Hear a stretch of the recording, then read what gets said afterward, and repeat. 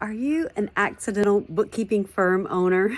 Well, that's what happened to me. I started out my business doing human resources because that's what my background was, but I really liked and enjoyed bookkeeping. And when I would go to do human resources for somebody, they would say, "Could you help me with this accounting?" or "Can you help me with this QuickBooks?"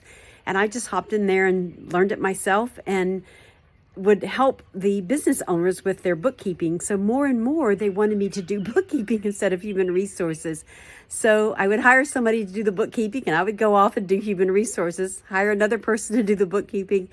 And then within a couple of years, it was pretty evident that 90% of my business was bookkeeping. And it was easier for me to do bookkeeping because I could sort of farm it out. I could do it myself and supervise it, maybe do the hard stuff, but I could farm it out myself. So think about what it is you want to do. What are your goals?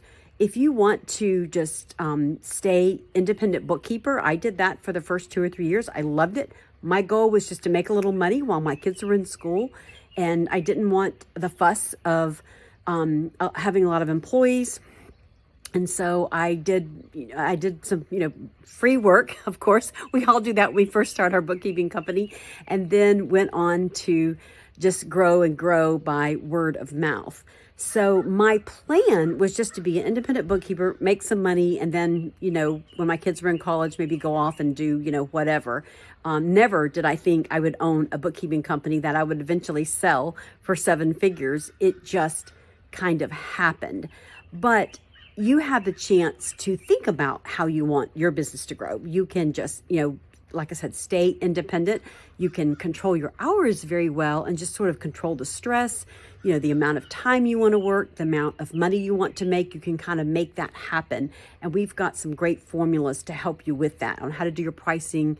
If you want to just make a certain amount of money at the end of the year, how to price for that and how to find the right clients for that. And then if you're in a position where you want to start growing and scaling your business, that's a whole different story. And it does take some more time and effort, and you would need to be in a place where you could expend a little more time and energy to grow the business and make sure you are doing all the things you need to do to keep your clients, happy. So I'm Lynn Talbott, the Bookkeeper's Coach, and that's what we do. We teach and train bookkeepers how to move from the independent bookkeeping stage to growing a firm. If you like this video, check out our podcast, The Better Bookkeeper Show, now available on Spotify or wherever you find your podcast.